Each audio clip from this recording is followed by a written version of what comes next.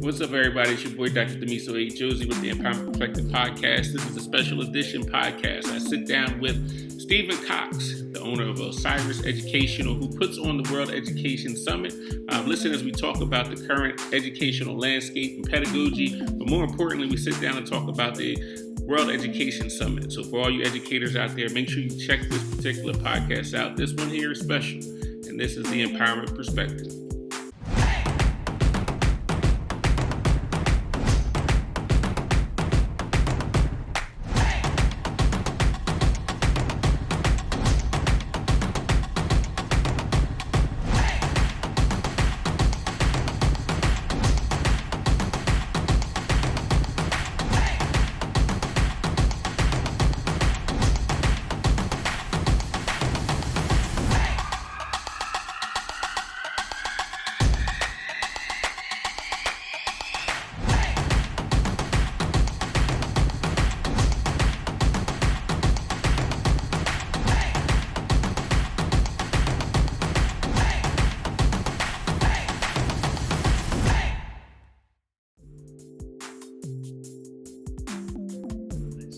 I was looking at one from the States where someone said, we spent 40 years on literacy programs and we've hardly moved the needle at all. And you're thinking, are we actually focusing on the right things here? Yes, we want all students literate, but if we're getting such poor returns on it, information technologies, or ed tech as we call it now, 50 years of this kind of revolution, 8 major kind of shifts in the resolution. Has it added any value? Very little. We can't find much of an effect size there at all.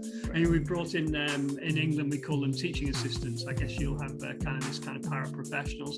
Zero effect size. It's 0 to 0.1 effect size. And you're thinking, why are we pursuing this when we know that there's stuff out there that would really have a high impact? All right, welcome to yet another episode of the Empowerment Perspective Podcast. I go by the name of Dr. Damiso A, Josey, and I have a very, very, very special guest on today, and this is a special edition of it. It's Saturday morning here, but I'm not going to tell you what time yet it is where this guest is on a Saturday. So we have someone that is dedicated to the educational space, just like I am. And I have to be honest, as you guys know, I do a lot of speaking across the country here in the United States, and I attend to a lot of conferences, and there's only maybe a handful of them that I'm really, really, really super impressed by. And this one, to be honest with you, I didn't think I have any business speaking at this particular conference, and it was a world conference. I saw it. I put a proposal together, and I didn't expect to hear anything back from the organization. I said, I'm little old me here in New Jersey. It's not going to get on this stage. And then I get the correspondence back that I was going to be a presenter at the World Education Summit back in 2020. That was last year, 2021. That was last year. And I started looking at the lineup of the people that was on there, and there were some heavy hitters in education that was on there. And I was like, why am I in this space, and how did I end up here? But then I had the opportunity to present, and went well. And they had the audacity to invite me back again this year. So this is probably one of the best education summits that I have participated in. I believe there's over 50,000 people attend this worldwide, representing 87 countries, 400 speakers, and they have a heavy lineup this year, and it's impressive. And I'm blessed this morning to have one of the founders of this World Education Summit, Mr. Stephen Cox, joining us all the way over from the other side of the pond there. How you doing this morning, sir? I'm all happy, Damiso, and wonderful to join you guys. And New Jersey, I love New Jersey, the accent. I remember about maybe 10 years ago, I was on a training session over in the States, and the presenter was from New Jersey. It's a terrible impression, but he just said, "Self-esteem, forget it, it's gone."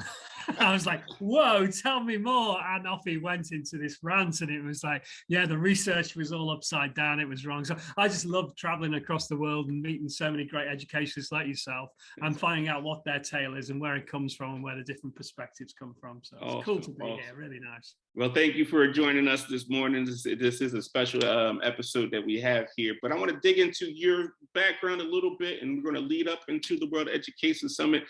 So we're big on the why here at the Empowerment Perspective Group. We want to find out why people get into the spaces that they are currently in. So what was it that drew you to education in the first place? Oh, I'm one of these people who, from a family of teachers, we've got 17 teachers in the family. I met my wife on a teacher training course at Warwick University, and yeah, loved it from the moment we dipped our toe into there. But I was one of those weird ones, because most teachers, I think, go into education because they really enjoyed education and learning, and they felt that they want to replicate the experience and let more people bathe in it. For me, it was absolutely the opposite. I thought it was a complete waste of my time. Really hated the whole experience of it, and thought, I've got to be able to do better than this. And hopefully, yeah, we've managed to lift the bar on what's happening, lift the life chances of children. Yeah, I just felt there was so much predetermination within the system as to where people were expected to go. Mm-hmm. And the job of a teacher really is to disrupt those expectations, to lift them, to say that anything's possible. And it's about finding what that unique element is in each person, and let them experience that. And I just find too many young people today, and I'm talking young people 30-year-olds, don't want to go back into education. Mm-hmm. The Jenkins curve, what 2/3 of children do not want to be in school from the age of 14. It's like, this is quite frightening. So I was always interested, well, why is this the case, and what can we do differently in the classroom through the way that we teach to challenge that, and to help find out what lies in people, and then how can we bring that together. That's awesome. That's awesome. Definitely. It sounds like you're very passionate about it, and we share similar perspectives when it comes to education in regards to that matter. I want to dig into the Osiris Education, which is your company, and talk about, I think it was, I've read 1993, back in the 90s, I guess you started this. So what was the light bulb that went off, and explain what is Osiris? Sure. So it was 1996, actually. So not far off, 27 years now at the face of education and what could be. Yeah, we just felt that, you can influence so much within a school, and then the natural route is to become a principal, district leader. And it's quite a slow kind of movement. And the feeling both myself and my wife shared was, no, let's rip up the rule book here, and can we fuse business with pedagogy? Because the business side will give us a kind of longevity and an ability to fire on cylinders and allow us to stay true to what we believe in. And the pedagogy was very much the part that we were most interested in. What is this thing called learning? And we were very familiar with the giving, the teaching bit, but what about the receiving bit? And how do we get the receivers firing differently? So that's where we were at. And we started in a field that we call in England personal and social education, which is obviously much more about the psychology, about what makes you tick in the wider sense, and what takes you into those life experiences and those processes and that are going to challenge you in your life, and how do you prepare people for it. It's funny, one of the things my wife always says, when we've employed loads and loads of people through the time, and the big thing for us at the end of an interview is, does that person know themselves? And it's kind of really easy to ask people, what do you want to do with your life, particularly young people? What are you supposed to do? And ours was always, no, what are you meant to do? That's a journey into yourself to find out what fires you, what you've been left with, what's your inheritance, and what you can leave proudly on this earth when you pass to other realms. So absolutely. Yeah, there you go. So that was what it was about, and that was kind of the mechanics of it. Right. Yeah, that's what we talk about. And that's why I wanted to lead with the question of what's your why. Because we wanted educators to begin to think about why they are in this in the first place. And that also, we talk to students in the same manner. Like, why do you get up every single day to come to school? And when you really figure out why you're doing it, a lot of them really realize that I have to. So my mom and my dad are making me go, and there's no real foundation. But once we get them to a point, into a space of where it means something internally to them, it kind of opens up doors. So definitely, the psychological part of it is a big piece of that we focus on as well, which is awesome. Now you offer professional development and webinars and things through this organization, or talk about some of your services. Yeah, sure. So what we do, we started running courses and running day training, as was the want and the thing. But what we developed over a period of time was deep programs. We know you do a one-day course, or you do a one-day teacher training, or you've got Teach for America there. And what happens is people just revert back to the way they were doing things. There's no enactment. So the whole thing we've been pursuing is, well, how can you deeply change people and change the way they teach? So we've been developing programs for that. So as far as I can see, there's only 5 ways in which you can improve educational outcomes. Number 1, access. If you don't give people access, they haven't got access. It's a no-brainer. Number 2, then we get onto behavior and behaviors. You know, are they turning up for school? Yeah, and are they turning up motivated or things?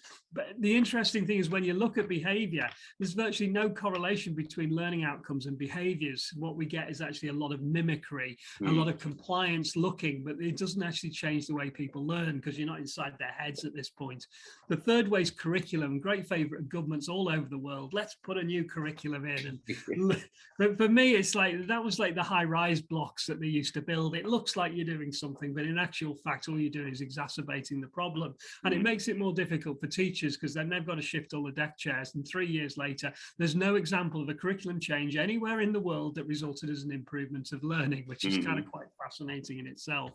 So the fourth one you go is quality of teachers, and how do you improve the quality of teachers? And to that, you've got to get inside their model, because each teacher teaches differently. And so that's what we started developing programs with. How can you get inside their head, work out what they already know, what they're already doing, and then work out what does a +1 look like for them. So our biggest program is OTI, Osiris Teaching Intervention, which very much does that, takes cohorts of teachers together.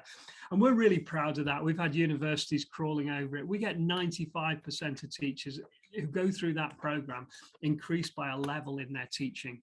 Whatever the system's in, it doesn't matter which country it's in, it always works. So that was a really cool one for us. And then the fifth area, which I think is probably the least explored domain in many ways, is this whole area of learning.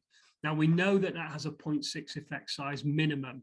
And this is where you start getting into things like metacognition, self-regulation. You start looking at the efficacy, self-efficacy, but what does collective efficacy of students look like? And this is the other area that we really do an awful lot of work in now. Programs in self-regulation, in metacognition, also visible learning. I don't know if you've come across Professor John Hattie's work. He's a good friend. So I've been working alongside him for 10 years, and it's kind of been a fascinating journey into the journey of what does learning look like, and how do you create it in students so they've got it when they leave.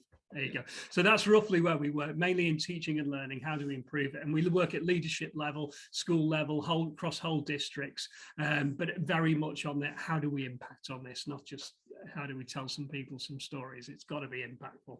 That's great. That's great.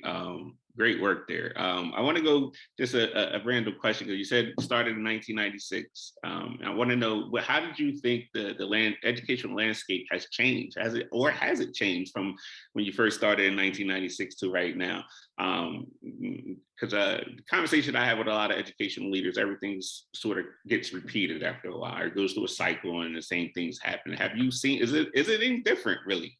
Obviously, outside of the pandemic and everything that we're dealing with right now. Sure. I think a couple of things have changed. I think teachers are more knowledgeable now than they used to be. I think they used to be able to go in 14, 15 years ago, and there wasn't really much of a knowledge and a fact base, if you like, around teaching and the language of teaching. So teachers were allowed to do it any which way they wanted to. Whereas nowadays, I think there's certain things are accepted as part of the process. We know that, you're going to have spacing. Sequencing is important in terms of the way you do knowledge. So I think teachers have cracked onto that. However, the variability remains the major problem in there, not between schools, but within schools, which is, we know there's variability between schools because it depends on obviously which groups of students you're working with. 50% of what the students bring into the classroom is, that is their outcome. And it's what we can affect on that. But the variability in how we affect it is quite incredible, considering how many years we've spent on this. I mean, I was looking at one from the States where someone said, we've spent 40 years on literacy programs and we've hardly moved the needle at all. And you're thinking, are we actually focusing on the right things here? Yes, we want all students literate, but if we're getting such poor returns on it, information technologies, or ed tech as we call it now, 50 years of this kind of revolution, 8 major kind of shifts in the resolution. Has it added any value? Very little. We can't find much of an effect size there at all. Right. And we've brought in England, we call them teaching assistants. I guess you'll have kind of this kind of paraprofessionals. Zero effect size. You know, it's 0 to 0.1 effect size. And you're thinking, why are we pursuing this when we know that there's stuff out there that would really have a high impact? But this is the difficult one, isn't it? Because I was told, you know, whenever you meet the Minister of Education, never mention the word pedagogy. so I kind of, that's a challenge to me. So the next Minister of Education I met, hello, how are you doing? So she said, and I just went, pedagogy. She stepped 2 steps back straight away and tried to get away from me as quickly as possible. You know, talk to her about behavior or exam scores. She could understand it. She just didn't understand it. And I think that's what we've had too much of perhaps in education. And that's maybe why the cycles just kind of keep replicating. It's a lack of kind of an in-depth understanding of what means and what can really make a difference. And it's into that learning element. And that's not what people remember from when they were at school, because that was what was going on behind the scenes, if you like, inside their minds rather than right out the front. So let's dig into the World Education Summit for our audience out there who are made up mainly of educators. Like I said in the opening, this is probably one of the better conferences / summits that I have been a part of. Let's just talk about the formation of it. When did it start? Why did it start in the first place? I mean, we have all these wonderful thought leaders, these wonderful educators across the world that are sharing their information with educators across the planet. The communication from the networking is amazing. I mean, I just think that this is one of the perfect I guess conferences that exist out there for educators. It's like a one-stop shop for anything in education. So let's talk about that. Well, thanks, Damiso, for saying that. I really appreciate that. So we're sitting there in a pandemic and going, oh my giddy aunt, what's going on here? You can't get face to face. And we know in training how important, I always say it's like you've got to see the whites of people's eyes. You know, you want to see all those little nuances in the movement. When you say something like feedback, where does their head go? And what, you know, where the twitch is, so I can really then bury into it and understand it. And suddenly we're online and you can't get any of that. That's all disappeared. And it's kind of, well, what's available left? And I'd had a great fascination in festivals, music festivals particularly. And I think you've got things like South by Southwest, Cochineal, which are huge festivals. And there's one in England called Glastonbury. And the lineup is so huge on these things that I always know that there's like 3 stages I want to be at any one moment. And I thought, wouldn't it be wonderful if we could do the same in education, where you can't make your mind up which way to get and go? So it was like, okay, let's get all the people together. And then the second bit was, okay, then, well, if we're going to get all the people together, let's realize that we're using digital here. It's not going to be virtual, because you could never do this live. I mean, right. The bill just for the transport would be way beyond education's pocket. Yeah, this is more like a like Demos or something like that, where they bring all the world leaders together. So it ain't going to happen. So how do we make it a production and get the production values up so it genuinely becomes a digital event?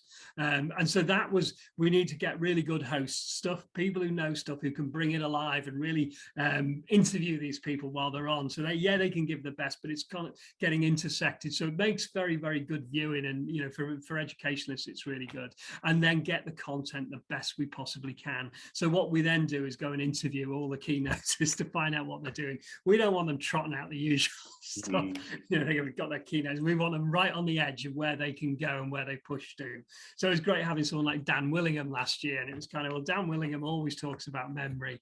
And we were like, no, we don't want Dan Willingham talking about memory. So we're interviewing him. And he says, well, you realize it's not about memory. What Dan Willingham says, it's not about memory. What is it about? It's about self-regulation. He says, without self-regulation, memory doesn't make any difference. And I can find at least 13 different areas. So it's fantastic. Get someone like that in there. And then we managed to get Sadhguru on last year, which quite a phenomenal person anyway, runs 2 types of schools himself, as well as being a kind of, I'd say a spiritual leader, but he's not it's a different type of spiritual. It's not a religious spiritual leader. But when I quiz him on it, and what's the biggest problem of young people today, and in the system, and he said it's identity. And you just go, well, unpick that one for me a bit. And you're thinking, yeah, people are wanting to define themselves. And he said they don't define themselves as the collective of humanity. They're defining themselves as individuals, as separate from humanity. And that's quite harmful to people, because it makes them feel lost, as well as, they think they're making themselves feel found, but instead they're using words of intellectualization to come to there. So it was like, how do you get people who are saying these things that are kind of so wild out there and pull them together? But the other bit that I hadn't realized, which was the major bit, was it had never been done before. Not to bring people across the world at education level. Sure, they brought the academics come together. Sure, the policymakers come together, but the educators in schools don't come together. So we don't have much for sharing of where that front edge is. It's all in kind of little compartments. So what we were hoping to do was to try and pull it all together and say, there's lots of strands in here, and you can't separate them out, as you'll know from your own work. It's virtually impossible to, where does behavior stop and learning start? Right. Where does social emotional learning stop and suddenly we're in English and we're doing drama or something? It doesn't stop. They're constantly in there. So it was, okay, we can put the whole lot of this together and then gradually piece it and piece the stories from around the world and pull in the kind of real expertise there is around the world and get that sharing to start happening. Awesome. Yeah. And the strands that you have, really, if you are in education, you're looking for something specific, you're going to find it here. There's definitely an array of topics and an array of different kinds of speakers and different kind of thought leaders. You're definitely going to learn something in this summit. But for me, the most powerful part was the connections. The connections, obviously, the networking that I have with you and the networking I have with other people that I was able to meet with within that conference. So if you're an educator, this is something you definitely do not want to miss. What are the dates for it, and then how can educators find it? So we're March 21 to March 24. So it's 4 days, solid days. There's 10 stages going on simultaneously, and it's on for about 10 hours a day. But what we do then is we capture the whole lot. So you've got it there for the next year. So you can dip into any of these sessions. Literally the next day, everything's on demand. So if you get into there, so it's worldedsummit.com. That's the easiest one. But if you reach out on social media, it's all over the place at the moment, because now's the time when everyone gets excited about it. With it being being digital, you don't need to book accommodation. So you can just rock up even on the day, and it's all there for you, and you don't miss anything, because that was the whole other thing. If you've got 3 stages that you want to be at in the same time, and you can see them now, you just see one a bit later than the other ones. So that's it, worldedsummit.com, all there for you, and it just talks you through all the stages, all the themes that underpin it, who the people are. You can see what they are and what they're talking about as well. That's all up there now. Right. And there was something you said earlier that resonated with me, because I can tell that you're a big music guy and you're a big education guy, and it's kind of, the world's kind of intertwined a little bit. And that's a lot of the stuff that I speak off of. I have something called Hip Hop 101, How to Reach Today's Hip Hop Generation. Like, it's all music based. Even with my presentation, Connecting the Dots, was coming from the idea of connecting with people through customer service and music and things of that nature. And I kind of just blended it and kind of made it in the educational space. So the idea of the concert, I'm saying concert, you got me thinking concert. The idea of the summit, it's a concert basically for educators. It's an awesome space to have. 100%. It's funny you should mention that. I remember when hip hop first made it across to England, and I'm going back to the late 80s here.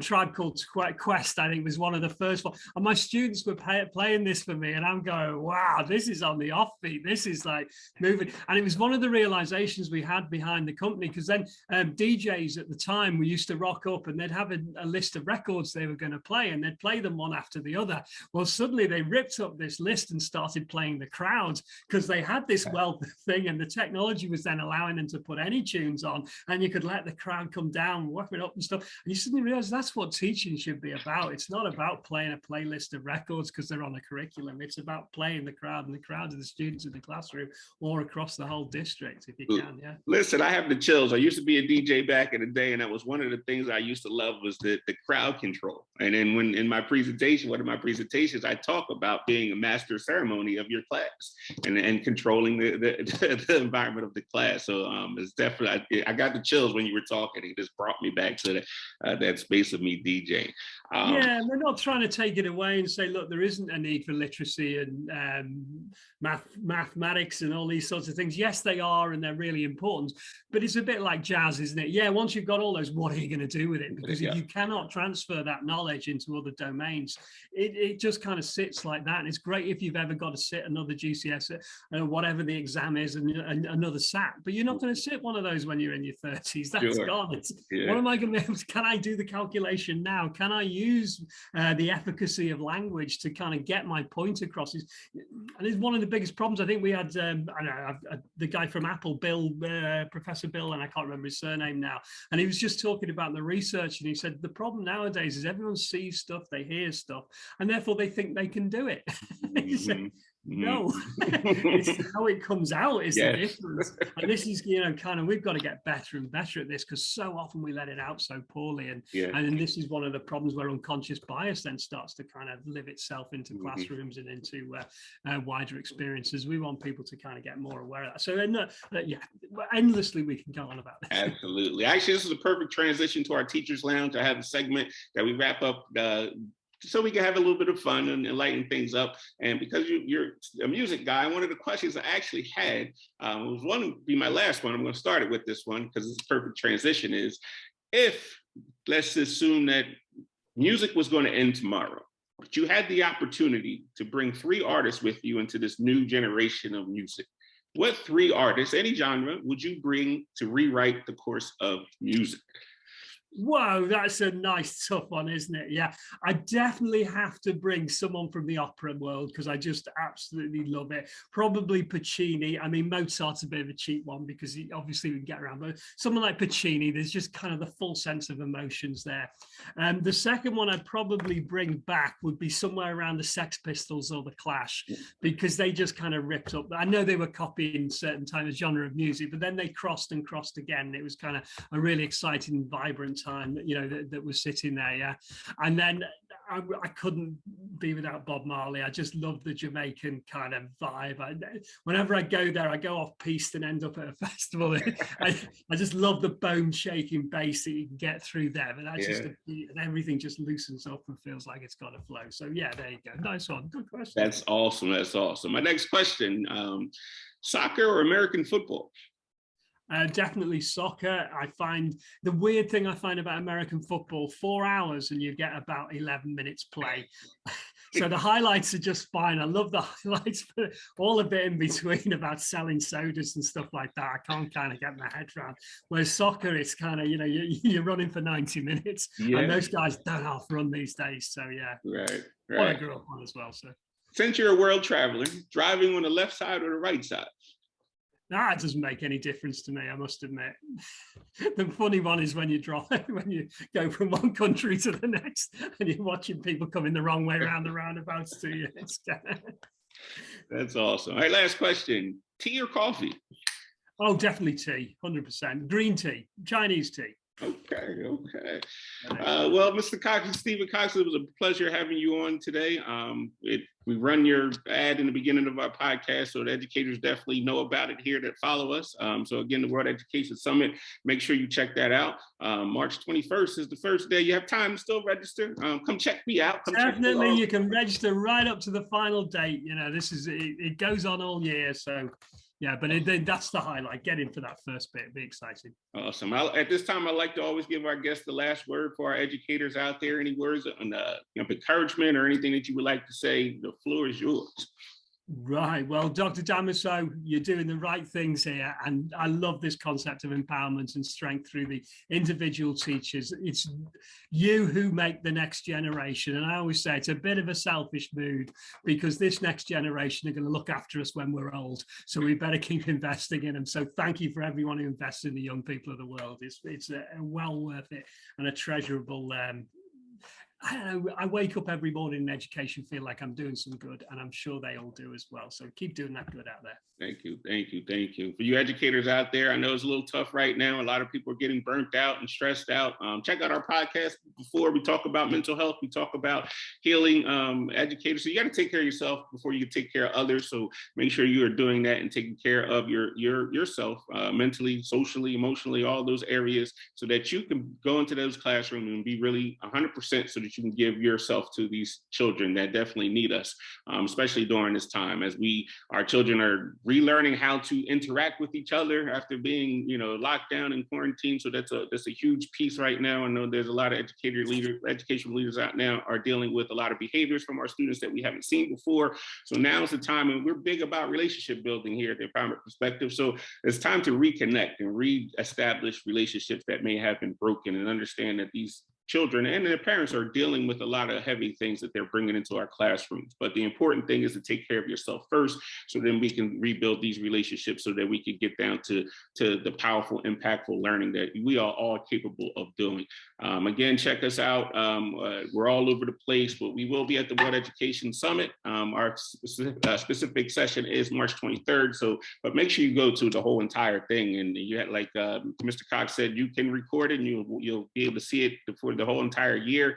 There's some powerful information on there. So Stephen Cox, again, thank you so much for waking up with us I'm waking up early. It's a little bit later for you over there, definitely. And I look forward to seeing you in a couple of weeks here. So thanks again. Fabulous. Take care. Right. And as always, everyone out there, stay empowered.